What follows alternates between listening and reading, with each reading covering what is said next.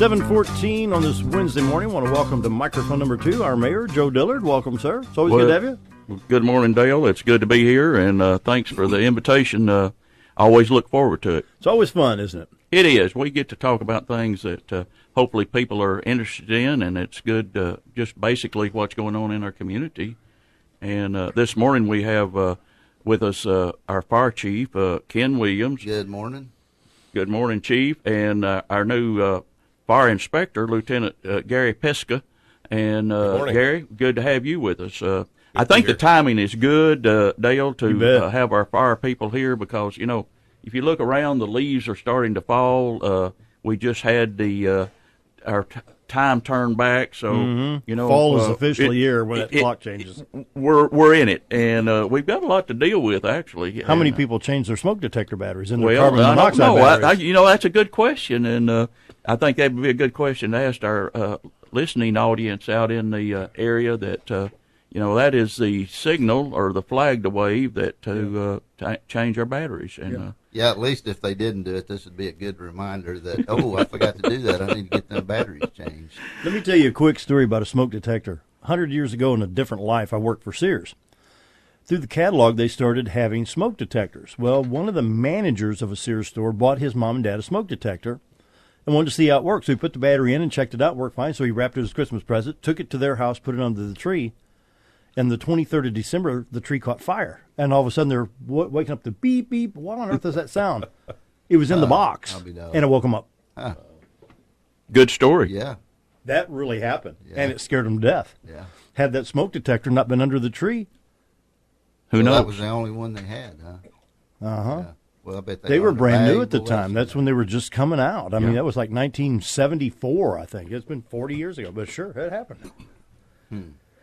Well, that just shows how important, you know, even on the very early stages of fire detectors. Sure. I'm sure there's improvements and a lot of things happen with everything else. But we tell everybody that smoke detectors will increase your chances of surviving a fire by 50%, and I totally believe that. The rules and regulations over the years since I've been involved in the fire service, which is 30 years now, have changed. I think for the better in that more smoke detectors are required. Used to be, you know, you'd have one in your sleeping area. Now they're required to be in hallways and all of the sleeping rooms, upstairs, downstairs. I mean, anywhere that you might sleep, we recommend that you have a smoke detector. But rules and regulations now require that they be in the hallways in each sleeping area and that they are electrically interconnected, which means if one goes off, they all go off. Yeah. That way, if you have a 2-story house, You need it networked. Right. You know, it goes off in one area of the house, you're going to be alerted even if you're in another area of the house. Do we have any codes on, let's say if you have, you know, some of the homes pretty big. I mean, Bob's the Doors here on Friday, and you've got homes that are going for $3.5 million. When you have a home bigger than X amount of square feet, wouldn't it be smart to have a network system, not only the smoke detectors, but they have heat detection devices for the attic? I think that's an individual thing. Fire codes doesn't necessarily require it, but usually homeowners, if they're going to have that big investment in their home, they're going to go the extra mile and put monitored systems in, you know, where you've got burglar and you've got fire together, and usually they're monitored off-site by, you know, a monitoring service. Usually when that happens, you know, we've got forms down there for Knox boxes. I don't know if everybody knows what a Knox box is, but any commercial building, if you have a fire alarm system that's monitored, you're required to have a Knox box. And what that is a box that you mount on the side of the building. We're the only ones that has a key to it, and the keys to that property is located inside that Knox box, along with personal information. So when we get there, all we got to do is open that up, and we've got contact numbers. Also a key to get in the place. That way we're not destroying property, you know, to get in there and see if there's what has caused the alarm. But that also applies to residential. You know, even if you don't have a fire alarm system and you want us to be able to get in there, maybe there's a medical issue, you can purchase these Knox boxes, come to our department, and we'll supply the application. You buy a Knox box, and you can put it on your house as well. And that way, we've got keyed entry, or at least access to. That's keys similar to what in. real estate agents have. It's very similar, right? But there's we're the only ones, like I say, is able to access these Knox boxes, so they're very safe. And it's a recognized system across the United States. There's a lot of cities, departments that use Knox boxes. Well, Chief Williams, wouldn't that be good for people that live alone that are elderly too? We actually have several of them already in the city that, elderly people, and I say most of the time it's medical related, but they have purchased Knox boxes, and we keep records of them in the truck. So when we go to this address, we already know it has a Knox box and where it's located, and it makes easy access. And like I said, it keeps us from unnecessarily gaining entry that might hurt a door or a window and cause property damage. We want to cause the least amount of property damage gaining entry as possible. And then carbon monoxide detectors. I mean, to me, that's just as important. They go hand in hand with smoke detectors. CO is a. It's the silent killer. It is. I mean, you can't smell it, you can't see it, you don't know it's there. So anytime that you have an open flame, you have carbon monoxide present. It's the off regardless gases. of the fuel. It doesn't matter if there's an open flame, it produces carbon monoxide. And I don't know what the statistics are, for how many people die from CO poisoning a year, but it's accumulative. It gets in your bloodstream. You can get a little bit today, a little bit tomorrow, and it accumulates. And, you can actually be asphyxiated by it. It attaches to the hemoglobin in the blood more readily than oxygen does. So what it does is suffocate you. It's an oxygen depletion. Right. And, we recommend that CO detectors are placed just like you would a smoke detector. So if you have gas in your home, then it's you need a smoke detector. Anytime, any open flame, Mayor? Well, I think this is good information, and I think for all of us actually, and we need to listen and prepare. It's up to each one of us as individuals or as families or as a business that the better we're prepared, the better we can handle those situations once they hit, and they will hit. We don't know when, but things happen, and so if we can be prepared while we're just it puts us in a much better position to deal with the situation when it occurs. I think Gary, tell us a little bit about actually what you do and a little bit about your job. Okay, I'm responsible for all the inspections in Mountain Home and all of our district. I do a lot of the. And if you would, Gary, explain what you mean by inspections. Okay, all of our businesses in town are required to have an annual inspection once a year. I do most of the commercial ones, assemblies, large stores, restaurants, stuff like that. I do a lot of fire extinguisher training for some of whoever wants one. I can do those. Fire prevention is a big one during the 1st of October. We had over 1,200 kids this year affected by either our poster program or our fire safety house. So we have a lot of kids taken care of this year. One day I actually seen and went over and visited with them a little bit, but there was a bus from Flippin that was there at the station there, there at City Hall. Yep. Here in town. Yeah. They brought a busload of, and I'm talking, I don't know exactly what grade. I think it was about 30 kids, wasn't it? Well, first or second grade, I think they had 75 kids. Yeah, but I got to visit with them, and I know they appreciate it. I visited with some of the adults with them, and then I believe that same day they went over to Hickory Park and had a picnic and used the playground.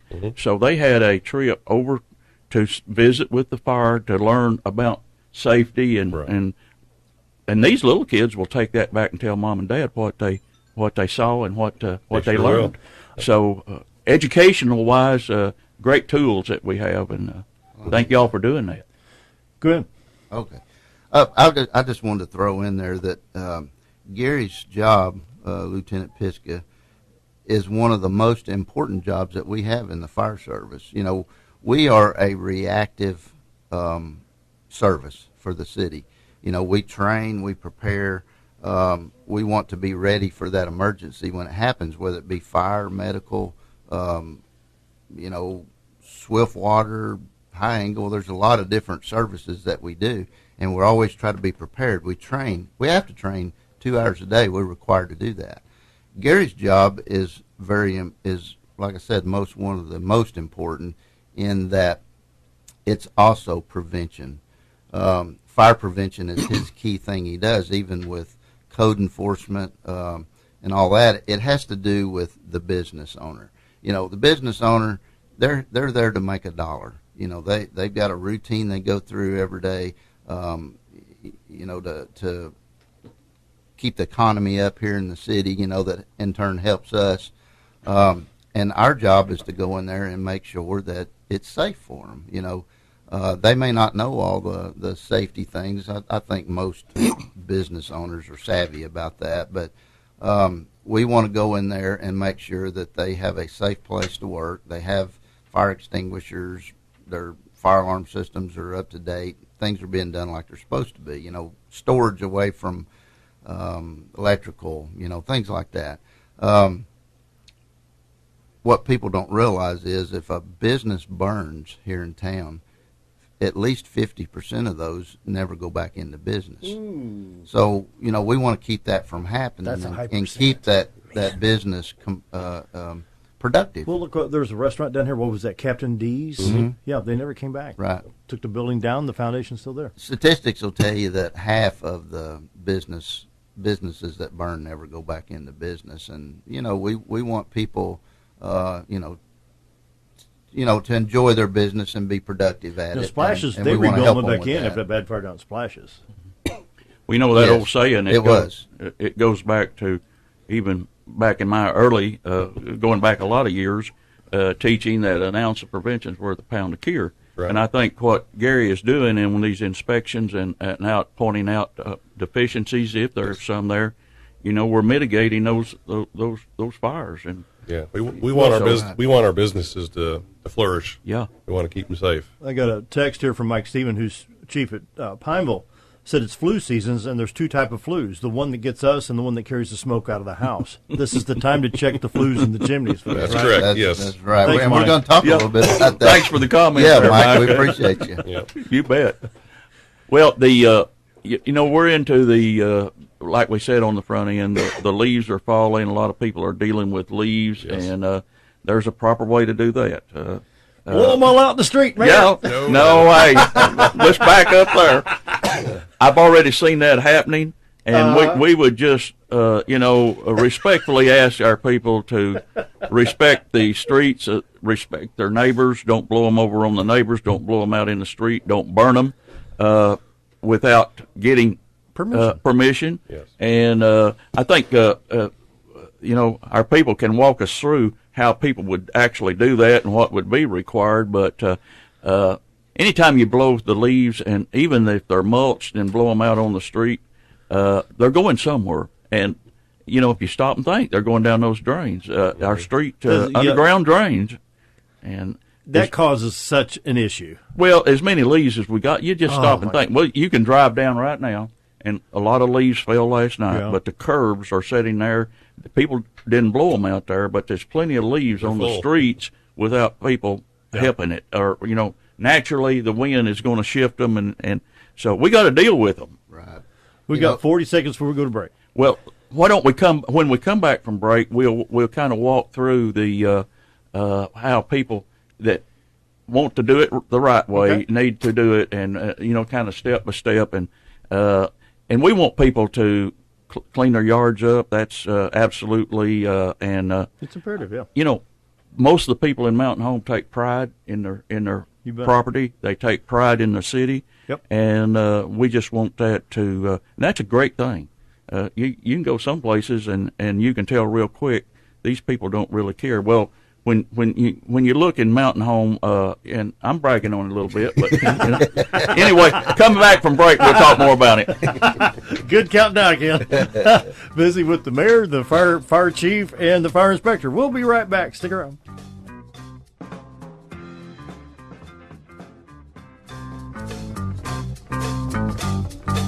$7:35. Back to microphone number 2 with our mayor, Mr. Joe Dillard. Well, thank you, Dale. We've been visiting earlier about the process of disposing of leaves or things that and I think we need to go back and let our Gary and Chief talk about how these happen or how they need to happen the correct way. So, y'all just lead off and give us some good information. Go ahead, Gary. You're mostly familiar with that since you deal with it on a daily basis. Yeah, we do have a burn ordinance in Mountain Home. We ask that you don't burn your leaves if it's 5 miles an hour or more in the wind. Don't burn on the city streets. Don't burn in the ditches. Please burn at least 25 feet from your house, and have a way to put it out if it gets away from you. Yeah, we recommend you have a water hose. Yeah. I think most everybody in the city has access to a garden hose, and of course we want you to stay there with it. Our city ordinance requires that you be at least 16 years of age, but anytime you've got outdoor burning, it's susceptible to get out, so we want you to be there with it. And Chief, it was suggested to me at one point you can go out to one of the box stores and get the 5-gallon buckets. Get 3 of those buckets on the perimeter of your. In other words, have them at 3 different positions. I think we'd be okay with that. 15 gallons plus the garden hose. Mm-hmm. Right. Oh, plus the garden hose. Yeah. Have 15 gallons ready to go, plus the garden hose. Well, you can't be too safe. No, for sure. And water is we call it the blue stuff, and it works real good when you put it on the red stuff. Yeah. So water's pretty much your best means of extinguishment. Yeah, a good practice would be also if you know where you're going to burn, if you're burning the same spot all the time, just wet down around it before you even start. Be careful when you do light them. Don't use flammable liquids to light them. If you need to, use a piece of newspaper, something that's going to burn slow, because we sure don't want anybody to get burnt. We've seen several cases over the years where, folks use gasoline to start their, to get their leaves burned, Just like this weekend. I mean, it's supposed to start raining tomorrow night maybe, and, this weekend it's supposed to be pretty. It's going to be cold, cooler, but the folks are going to be out burning their leaves. It gets dark so quick right now, and the working man or woman, they come home, they don't really have time to burn leaves this time of year after the clock's changed, and so they do all their burning on the weekend. Well, the leaves are going to be wet. They don't burn very good when they're wet. So what do folks do, or what we've seen in the past, is they use gasoline because it's more readily available, and we that is one of the big no-nos, is to use flammable liquids to start any fire with. Explain the dangers of the flash off of gas. Well, the liquid itself doesn't burn; it's the vapor. Right, it's the vapors, and I think gasoline off gases. Okay, when I say off gas, if you look at gasoline, you see little vapors coming off top of it. Well, that's off gassing, and it does that at a whole lot of degrees below zero. So gasoline is very volatile, and the higher the temperature, the more it off gases, so the more dangerous it is. And you really don't have to get very close at all if it's very warm outside for it to produce a lot of off gas, and it'll actually ignite several feet away from a fire a burned pile of leaves if you pour a lot of gas on it, and it's explosive. It's just very dangerous. There's been people killed and burned very bad by using gasoline to start leaf fires. So it's a definite no-no. Don't ever use gas to start a fire with. If the leaves are too wet to burn, they're just too wet to burn. Save them for a better day. Yeah. Yeah. We all also ask you to not burn at night, because a lot of people will look out their windows and they'll see fire, and not knowing what it is, they're going to call 911, and we don't care to come out and check it, but we just ask that y'all have everything put out by dark. Yep, good point. Okay, Chief, I think we just purchased a new truck. You want to tell us a little bit about that? Wow. We're kind of course, it's not a brand new truck, but we're very excited. I mean, I know people realize this, but if it says fire on it, it costs a lot of money. And you think they take advantage? Well, I don't know about that, but it just costs a lot of money to buy fire trucks. Hey, that fire department, Mount Hope, they got a lot of money. Well, you're talking the price up. Well, I guess I don't know whether people think that or not, but it takes us a long time to save up enough money to buy one.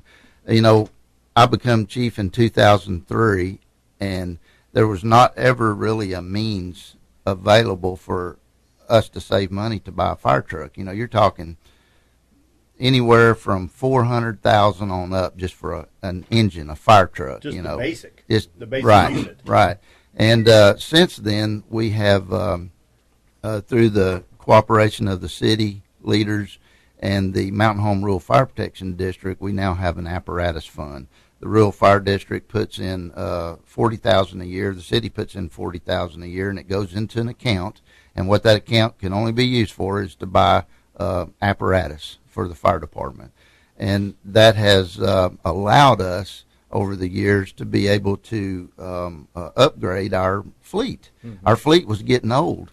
And such as that, a ladder truck, for instance, you're talking $1 million+ dollars. It takes a long time to save up enough money to buy one, and the city is not into making payments. And so, to make a long story short, there's a company out here called Purple Wave, and we've been looking at a 93 E1. It's a 75-foot ladder truck, and it come up the day for it to, the bid to be done on it, and it was only at $12,000. Oh. And this was a nice-looking truck. And it's what year model? It's 93 E1.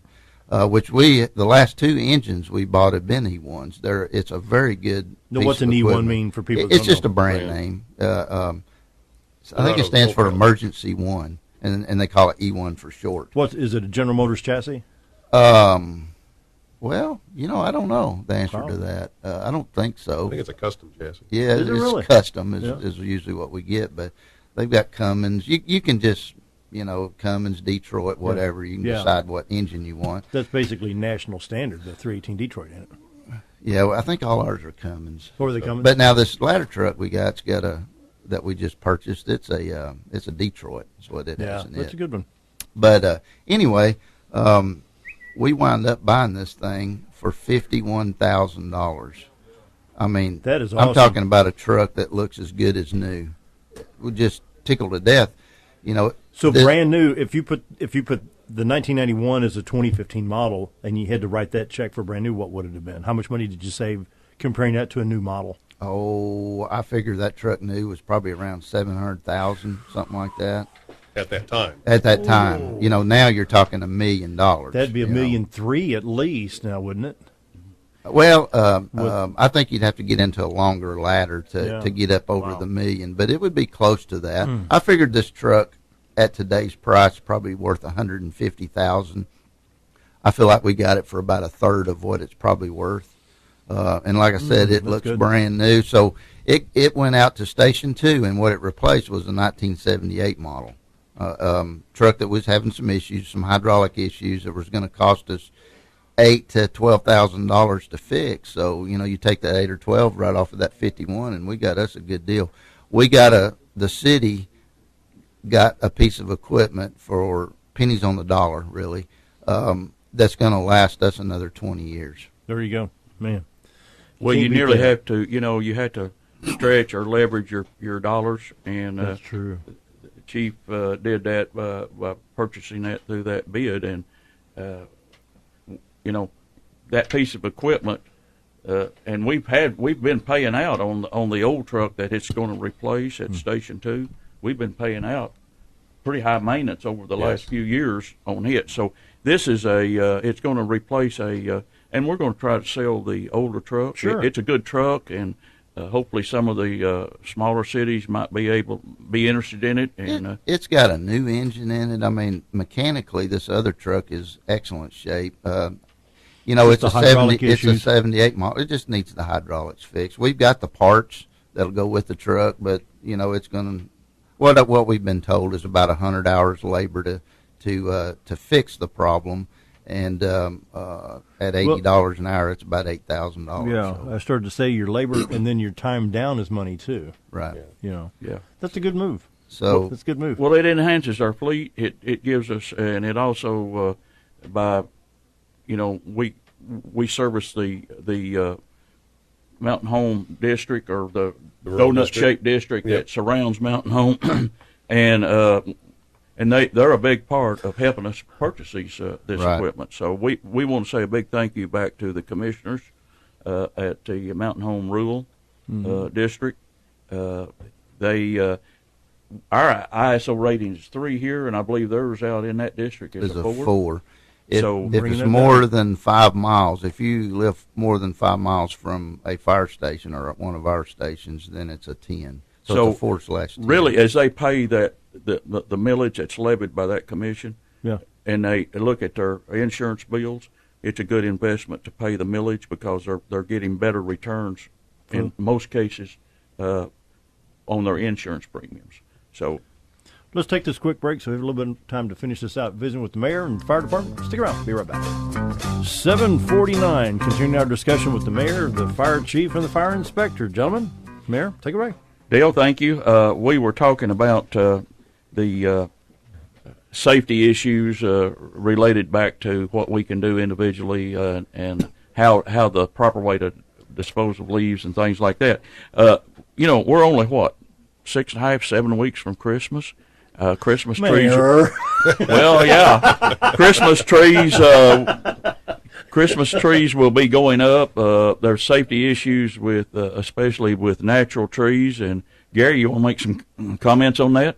Just, keep them watered. We're talking about a fire retardant that you made at one time. Yeah, I use it every year. My dad was involved with McDonnell Douglas Aircraft in St. Louis, and the Navy formula was 4 ounces of boric acid, the powder, to 8 ounces of borax, the soap enhancer for laundry. You mix that in a pan of water. Once it dissolves, add it to a gallon of water and spray it on your tree.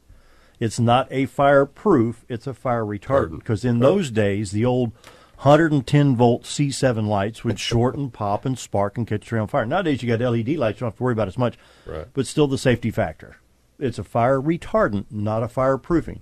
Right. But it works. I use it every year. And if you would like to get a copy of that solution, fire retardant solution, just call down to the fire station or, send in an email or whatever, and we can send that to you. We do have a copy of that. And basically it's like if anybody has ever painted a car and you put your paint in your cup, say you got a 50-50 mix, this is a 2-to-1. Right. But, you've painted cars, You I'm have not to very add. good at it, though. I ain't either. When that movie 50 Shades of Grey came out, I thought, oh no, they saw me paint a car. Yeah. While we're talking about that kind of safety, it is coming on wintertime, and we want to hit on a couple of things. On wintertime's our busiest time of the year for structure fires, and I'll let Gary kind of explain a little bit of this, but there are some things. I don't know there's anything more devastating than to lose a home like that. It's, of course, any fire is devastating, but you're right. That is probably the worst on the individual is losing all those personal things that you can't replace, Yeah. But, Gary, if you want to, talk a little bit about home heating appliances and flues and that kind of thing that folks need to be thinking about this time of year. Yeah, I know a lot of people in our area, including myself, use wood as a source of heat or a backup. They request that you just burn dry hardwood, seasoned at least 12 months. Keep your chimney cleaned out. Once a year, get it checked by a reputable company. Make sure you have a chimney cap on, even though if you have a gas furnace that doesn't build up creosote. We're talking about like a spark arrestor, correct? Right. At least have a cap on your chimney, whether it's, like I said, a wood fireplace or even just a gas furnace, because even if it doesn't have creosote coming out of it or sparks, you can have birds and other things, build nests in there, and your house will back up with CO. You really got to get that stuff checked out. Get your furnaces checked for the heat exchangers. Make sure there's no cracks in them. Make sure you keep your furnace filters clean, changed periodically. When you're talking about the cracks and heat exchangers, what you have there is you have gas heat, and you have cracks in that heat exchanger, which is basically where the heating occurs. That produces CO in your home as well, and gas company can come check that. I'm sure that HVAC people can check that for CO as well, but that is very important. Mm-hmm. Right. And like we said with starting your leaves on fire, don't use flammable liquids to start your fireplaces. They make starter logs. You can buy them just about anywhere in town. They're safe for that. They start slow and they burn long to get your fire going. They're the safest thing you can use to start that. And then another thing, too, a lot of people use space heaters, Yes. as an alternative source. And one of the things we want to remind people, space heaters are not intended to be used unattended. If you're going to use one, you need to be in the room with it. If you're going to leave, turn it off, unplug it. Don't go get one of those cheap little extension cords and run an electric heater off of them. Right. Yeah, make sure they're plugged into a wall and you don't use an extension cord with them. They're not no recommended. Extension cords We at have all. found My extension goodness. cords melted into the carpet I know. that Oh, were yes. plugged into space heaters. heaters. Now, You get a I'm 3 amp talking heater about on a in- 20 gauge cord. My goodness. So yeah, that's a big no. So anyway, there's Especially in mobile homes, guys. right. Yes. Right, exactly. They're If not- you have questions about your home heating appliances or what you need to do, we can't recommend anybody to contact, but just whoever you use as your normal person. Call us at 425-2611, ask for Lieutenant Gary Piska, and he can provide you with any information that you need. We'll go on record real quick. I know the mayor's got something to say. I want to compliment our fire department, our mayor's office for these safety factors. If we listen and do it, we'll have a good winter. Mayor? Thank you, Dale, and guys, thank you for the information. I hope it's good information. I know it's good information. I hope our people out there listen and actually implement some of the things we've been talking about. We've got some events coming up, Dale, I wanted to mention, and right now we got Veterans Day. We're right in the middle of that time of the year where we need to stop and thank our veterans. Stop and just thank them for their service, And on the 11th, I believe Wednesday the 11th, from at 11 o'clock, there will be an event at the plaza, Mountain Home Plaza, weather permitting. Invite people to come out and just And tomorrow at the junior high, too. The veteran program at the junior high tomorrow. Yes, and there's so many events going on, and we will never do too much to honor our veterans. And of course, we've got Thanksgiving coming up later this year. We just want people to have a good holiday and be safe. And a lot of people travel on that day. And we're in the budget process at City, and it's a busy time for us. But we thank you, Dale, for inviting us, and thank you for this time. See you tomorrow. Have a great day.